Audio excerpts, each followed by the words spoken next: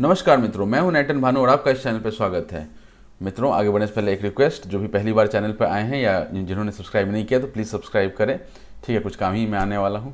Right, तो आगे बढ़ने से पहले एक और चीज़ है जो मैं पॉइंट आउट करना चाह रहा था कि एक ऑब्जेक्शन आया है लास्ट अपना जो ये था टेस्ट था मॉक टेस्ट 11, उसमें क्वेश्चन नंबर 4 जो था, the text is represented with dash by the computer, तो इसका मैंने आपको एसकी बताया था। तो ऑब्जेक्शन ये है कि यूनिकोड भी इसका सही आंसर है। ठीक है, तो ये दोनों ही सही हैं, तो इसलिए ये ऑप्शन बी नहीं होगा इसका ऑप्शन डी हो जाएगा, मोर देन वन एबव हो जाएगा। ठीक है, तो इसको करेक्ट कर लेंगे। राइट, अब आ जाते हैं अपने आज के टेस्ट पे।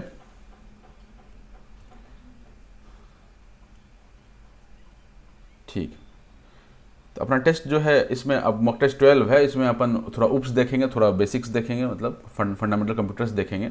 ठीक है, आसानी सवाल है, कुछ कुछ फैक्चुअल सवाल हैं जो मतलब ऐसा मेरे को भी नहीं पता था, है ना।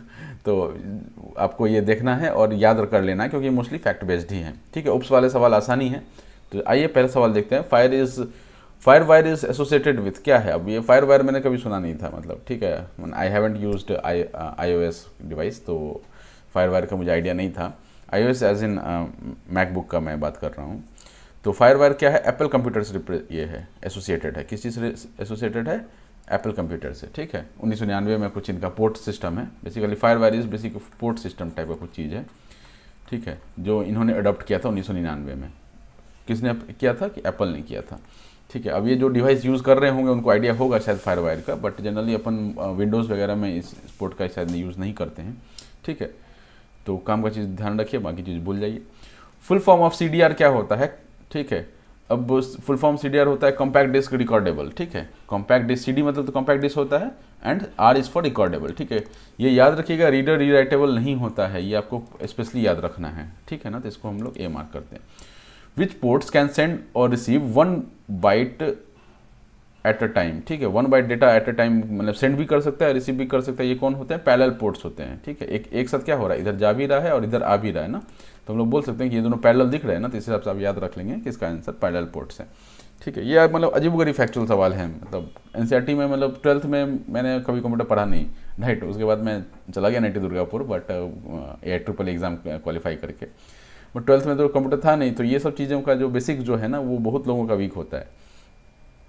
फुल फॉर्म ऑफ AGP का फुल फॉर्म क्या होता है, एक्सेलरेटेड ग्राफिक्स पोर्ट। ठीक है, अब ये ऐसा नहीं है कि इसी फॉर्म में सवाल आएंगे, सवाल थोड़े बहुत चेंज हो सकते हैं, लेकिन अपने को ध्यान, जैसे AGP है। ठीक है, AGP पोर्ट आया था अभी, है ना, ये AGP पोर्ट आया था इससे पहले यहाँ पे। ठीक है, तो अब AGP पोर्ट अब ध्यान नहीं देंगे क्योंकि पैरेलल पोर्ट से अपना काम हो गया, लेकिन AGP का फुल फॉर्म क्या होता है, एक्सेलरेटेड ग्राफिक्स पोर्ट होता है। ठीक है, तो उसको हम लोग याद करते चलेंगे। Which one is a non impact printer. Non impact printer कौन से हैं इसमें से, line printer, dot printer, thermal printer इसमें से नॉन इम्पैक्ट प्रिंटर है। ठीक है, प्रिंटर से रिलेटेड एक सवाल भी आया था कि कुछ, चलिए छोड़िए, उसको ध्यान नहीं आ रहा है। नॉन इम्पैक्ट प्रिंटर कौन से हैं, थर्मल प्रिंटर्स हैं। ठीक है, विच डिवाइस परमानेंटली स्टोर मेमोरी। ठीक है, मेमोरी को परमानेंटली स्टोर कौन करता है। ठीक है, तो इसको रोम करता है। रोम का जो मेमोरी होता है वो मोस्टली परमानेंटली स्टोर रहता है। वो मतलब लाइफ टाइम में एक आधी बार चेंज होता है या वो भी नहीं होता है, मतलब नेग्लिजिबल है वो, मतलब 100 में से 2 कंप्यूटर हो सकता है कि आपको चेंज करना पड़ जाए रोम का डेटा, बट जनरली नहीं करना पड़ता है। ठीक है, IBM second generation of personal computers, PS2 क्या है, पर्सनल कंप्यूटर IBM का सेकंड जनरेशन है। 2 मतलब सेकंड हो गया, और PS इज पर्सनल कंप्यूटर कुछ होगा। वॉज इंट्रोड्यूस्ड इन, कब इंट्रोड्यूस किया गया था, तो ये 1987 में इंट्रोड्यूस किया गया था। ठीक है, ब्लू रे इज अ, क्या है, ब्लू रे क्या है अपना, ऐसा पूछा जा रहा था। आपने कभी अगर पायरेटेड मूवीज़ देखे होंगे तो उसमें, या फिर पायरेटेड नहीं भी, मतलब CD में होता है ना वो, ये होता है ऐसा कुछ, ब्लू रे करके आता है। मान लीजिए कोई मूवी का नाम ले लीजिए, XYZ मूवी का नाम है, डॉट ब्लू रे करके होता है, ब्लू रे 720p ऐसा करके। तो ये ब्लू रे क्या होता है, ये ऑप्टिकल डिस्क होता है। ठीक है, कैसे याद रखेंगे कि मूवी का जो CD होता है उसमें ब्लू रे लिख के आता था। ठीक है ना, तो ब्लू रे किससे रिलेटेड है, ऑप्टिकल डिस्क से रिलेटेड, डिस्क टाइप की चीज़ से रिलेटेड है। The dash is a high speed memory available inside the CPU in order to speed up access to data instructions stored in RAM memory. ठीक है, तो ये कौन सा काम कौन करता है, ये काम कैश मेमोरी करता है। ठीक है, ये तो इजी सवाल था ये। Set of instructions that the micro processor can execute is also known as, ठीक है, इज इंस्ट्रक्शन सेट। ठीक है, पाइथन से ये आया कि पाइथन पे काफ़ी लोग सवाल पूछ रहे थे, मतलब पिछले बार भी बीपीएससी ट्री 2 टाइम पे भी आया था ऐसा कुछ सवाल कि मतलब सर पाइथन सवाल आएगा कि नहीं आएगा। देखिए मान के चलते हैं कि नहीं आएगा, लेकिन इनका कोई ठीक नहीं है। अगर एक दो क्वेश्चन डाल भी दिए तो कोई इनका ठीक नहीं है। तो अगर आपके एनसीईआरटी बुक में है, ठीक है, तो आप जरूर पढ़ के जाइए उसको, ठीक है, 11-12 के एनसीईआरटी में, क्योंकि इंजीनियरिंग कॉलेज लेवल पर तो हम लोग को पाइथन कभी पढ़ाया नहीं गया, क्योंकि उस टाइम पाइथन इतना चलन में भी नहीं था, राइट। तो आप पाइथन जो है जो भी किताब में दिया हुआ वो पढ़ के जाएंगे। Concentric circles on magnetic surface, ठीक है, magnetise surface of the magnetic disk are known as, ठीक है। तो ये क्या होता है ना, जैसे सीडी देखेंगे ना आप, सीडी को थोड़ा ऐसा चमका के देखेंगे ना, तो उस पर आपको ऐसा लाइंस बीच में होल होता है, और बीच आपको क्या ना इस पर एक लाइंस दिखेगा ऐसा ऐसा, है ना, ऐसा। इसको क्या बोलते हैं, इसको बेसिकली ट्रैक्स बोलते हैं, ठीक है। ऐसा बोलते हैं ना कि प्ले द सेकंड ट्रैक, तो प्ले द सेकंड ट्रैक क्यों बोलते हैं, क्योंकि एक्चुअली वो लाइन का ही ये किया जाता है, मतलब लाइन को पॉइंट आउट कर रहे होते हैं, ठीक है। Identifiable entity with the same characteristics and behaviour is known as, ठीक है।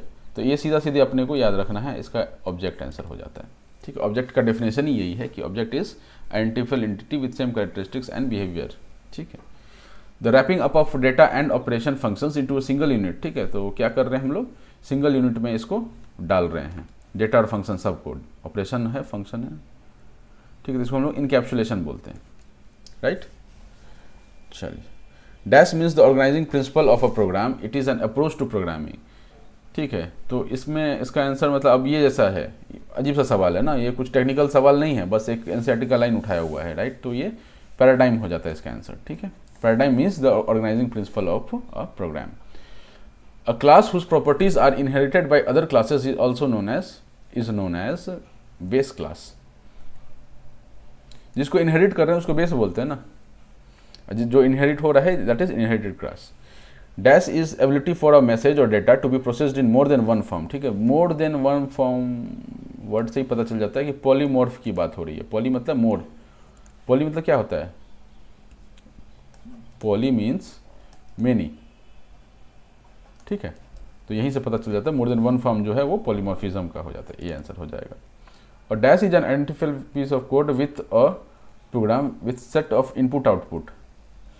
आइडेंटिफाइबल पीस ऑफ कोड है, ठीक है, with set of input output, ये क्या होता है अपना मॉड्यूल हो जाता है। A module is an identifiable piece of code within a program with a set of input output, ठीक है। IO is input output. Dash is the property of a system that has been decomposed into set of cohesive and loosely coupled modules, ठीक है। तो कौन सा property होता है, modules की बात हो रही है तो मॉड्यूलरिटी जैसा कोई चीज़ होगा, ठीक है। विच generation language is a machine level programming language, ठीक है। तो मशीन लेवल प्रोग्रामिंग लैंग्वेज किस जनरेशन में आता था, ये फर्स्ट जनरेशन में आता था अपना। Dash refers to the act of representing essential features without including the background details और explanation। तो बैकग्राउंड डिटेल्स हम लोग नहीं लेना चाह रहे हैं, ठीक है, और एसेंशियल फीचर्स को हम लोग लेना चाह रहे हैं, तो दैट इज एब्स्ट्रैक्शन, ठीक है।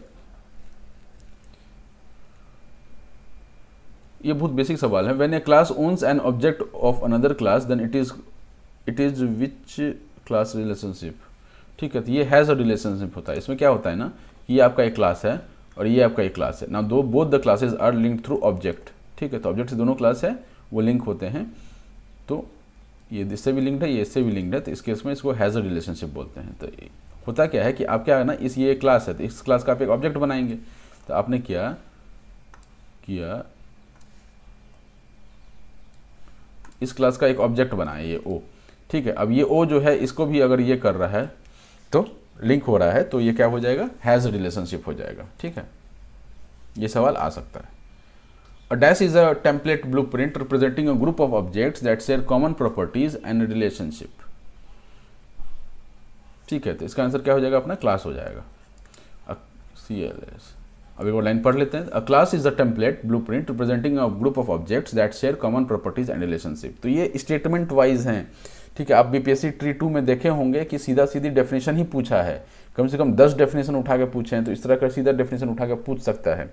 और वहाँ पर आपको ये लाइन नहीं, मतलब ये लाइन देख लेंगे आपको लगेगा यार ऑब्जेक्ट होना चाहिए, क्लास होना चाहिए, क्योंकि ऑब्जेक्ट का भी मिलता जुलता एक ऐसा था, मॉड्यूलरिटी का एक मिलता जुलता डेफिनेशन था ऑब्जेक्ट से, एंटीफियल टाइप का कोई वर्ड यूज़ हो रहा था, और उसके बाद ये क्लास है, ये सीधा सीधे उठा के पूछा जा सकता है, तो आपको ये याद करके चलना है। फर्स्ट मैकेनिकल कैलकुलेटर को क्या बोला जाता था? पैस्कलिन। ठीक है, गूगल ने यूट्यूब कब लाया है? ठीक है, यूट्यूब 2006 में लाया है। ठीक है, in a magnetic disk the time taken by read and write head, ठीक है, to move to the specified track is known as. तो होता क्या है ना कि जब अपना जो मेमोरी सिस्टम सेकेंडरी स्टोरेज है, सेकेंडरी स्टोरेज थोड़ा सुन लीजिए तो कि मतलब इससे रिलेटेड कुछ और भी क्वेश्चन आए तो आपको समझ में आए। ठीक है, सेकेंडरी स्टोरेज क्या है कि दो टाइप का अब आने लगा है, पहले भी मतलब काफ़ी टाइम से आ रहा है, अभी से नहीं आ रहा, मतलब 10 साल से आ ही रहा होगा। ठीक है, तो एक में क्या होता है कि अपना सीडी टाइप का चीज़ होता है, एक हार्ड डिस्क होता है, हार्ड डिस्क।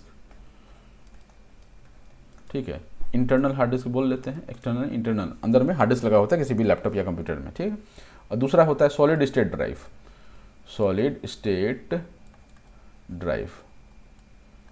ठीक है, इसको आप समझ सकते हैं कि अपना सीडी डीवीडी होता था ना, सीडी डीवीडी ऐसा सिस्टम समझ सकते थे, जिसमें गोल चकड़ी एक होता है अंदर में, उसके ऊपर रीड राइट चलता रहता है। ठीक है, और दूसरा इसको आप समझ सकते हैं पेन ड्राइव टाइप का चीज़, पेन ड्राइव। ठीक है, इसमें क्या यूज़ करते हैं हम लोग? इंडेक्सिंग यूज़ करते हैं, इंडेक्सिंग यूज़ करते हैं। ठीक है, क्योंकि इसमें सीडी नहीं है, इसमें क्या होता है लेटेंसी टाइप का चीज़ इसमें आता है। इसमें क्या होता है ना कि हमारा सवाल इस पर फोकस्ड है, सीडी वाले पार्ट पे। तो इसमें क्या होता है कि अपना जो ये सीडी है, बीच में एक छेद, इस पर ये है, ये ट्रैक्स बने हुए हैं, राइट, ट्रैक्स बने हुए, मैं आपको थोड़ी देर पहले ही बताया, इस पर ट्रैक्स बने हुए हैं।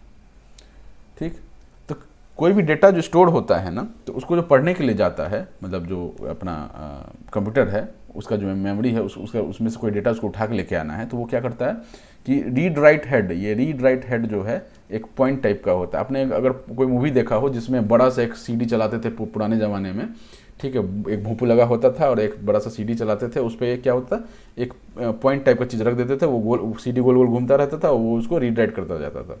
तो उसी का छोटा फॉर्म को हम लोग बोलते हैं रीड राइट हेड, जो हम लोग कंप्यूटर में यूज़ करते हैं। ठीक है, तो वो क्या होता है कि कोई डेटा मान लीजिए यहाँ पर स्टोर्ड है, कोई डेटा अगर यहाँ पर स्टोर्ड है, तो ये क्या करेगा, इधर से घूमते घूमते जाएगा, जो उसका ट्रैक बना हुआ है ना, गोल गोल गोल गोल गोल गोल गोल गोल, वो ऐसे जाकर वहाँ पे पहुँचेगा। ठीक है, यहाँ पर जाके पहुँचेगा। तो इसको कितना टाइम लगा, ये बहुत तेज होता है, क्योंकि अपने को पता भी नहीं चलता, हम सीधा एंट्री मारते हैं और फोटो खुल के सामने में आ जाता है, या वीडियो खुल के सामने में आ जाता है, हमको पता भी नहीं चलता है, बट बहुत ज़्यादा स्पीड होता है। तो लेकिन इसको बोलते क्या हैं कि कितने टाइम में वो पहुँचा, दैट इज सीक टाइम। ठीक है, this is seek time. Third generation computers used में क्या होता था, ये मैं आपको लास्ट में बताया था, इसको हम लोग क्या बोलते थे, आईसीज बोलते हैं। ठीक है, इंटीग्रेटेड सर्किट्स यूज़ करते थे। Which of the following belongs to the category of fourth generation languages? ठीक है, फोर्थ जनरेशन लैंग्वेज में कौन से फॉलो करते हैं? This is query language. ठीक, तो ये अपना फोर्थ जनरेशन लैंग्वेज है। ठीक है, इसके अलावा एक आध सवाल और देख लेते हैं, मतलब इसको क्योंकि हल्का ही सवाल था, तो इसको एनरिच करने के लिए हम लोग कुछ तो यूज़ कर लें समय को। ठीक है, एक तो मैंने आपको यूनिवैक बताया था, यूनिवैक 1। एक उसके बाद आता है एनीवैक, एनीवैक नहीं एनीएक। ठीक है, एनीएक का फुल फॉर्म क्या होता है? Electronic numeral and electronic numerical integer and computer, sorry integer नहीं, इंटीग्रेटर है, सॉरी इंटीग्रेटर एंड कंप्यूटर। ठीक है, इसको बोला जाता है फर्स्ट इलेक्ट्रॉनिक कंप्यूटर है। क्या है ये? फर्स्ट इलेक्ट्रॉनिक कंप्यूटर बोला जाता है, इलेक्ट्रॉनिक कंप्यूटर। ठीक है, ये फर्स्ट जनरेशन आप बोल सकते हैं इसको। ठीक है, इसके अलावा एक एडवैक आता है, यूनिवैक के बाद एक आता है एडवैक। ये याद रख लेंगे, एक आध मार्क्स के लिए आ सकता है। स्टेट में तो काफ़ी पूछते हैं इस तरह के सवाल, बीपीएससी ट्री में अभी तक नहीं देखा है, लेकिन अगर उठा के पूछ ही दिया तो अपने को पता होना चाहिए। ठीक है, इसका क्या हो जाता है? इलेक्ट्रॉनिक डिस्क्रीट वेरिएबल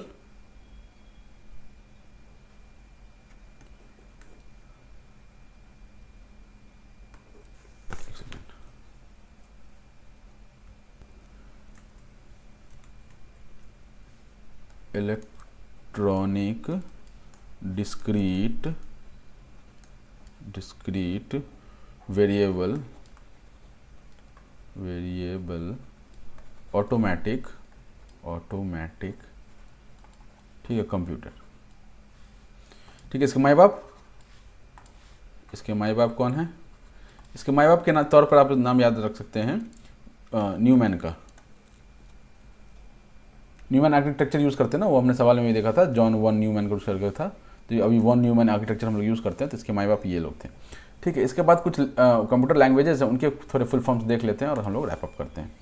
ठीक है, पहला तो कोबोल आ गया, COBOL कोबोल। ठीक है, फोर्ट्रैन RTRAN फोर्ट्रैन। ठीक है, कोबोल का फुल फॉर्म क्या है अपना? कोबोल का common business oriented language, common business oriented language. ठीक है, इसके अलावा फोर्ट्रैन का फॉर्मूला ट्रांसलेटिंग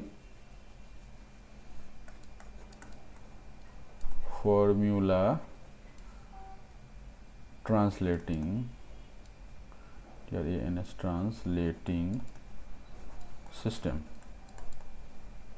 ठीक है, ये फर्स्ट लैंग्वेज था, 1957 में। ठीक है, एक सेकंड, क्या था? फर्स्ट लैंग्वेज, स्टैंडर्ड्स बोल सकते हैं, स्टैंडर्ड। ठीक है, तो ईयर आपको मतलब याद नहीं रखना है, फर्स्ट स्टैंडर्ड लैंग्वेज था। ठीक है, जिसके बेसिस पे आगे डेवलपमेंट चलता गया, तो ये अपन फोर्ट्रैन देख लिए। इसके अलावा और भी हैं, बट अपन नेक्स्ट वाले पार्ट में देख लेंगे थोड़ा थोड़ा करके। ठीक है, अब बस आप याद करते चलिए, और ऑल द बेस्ट, टाटा।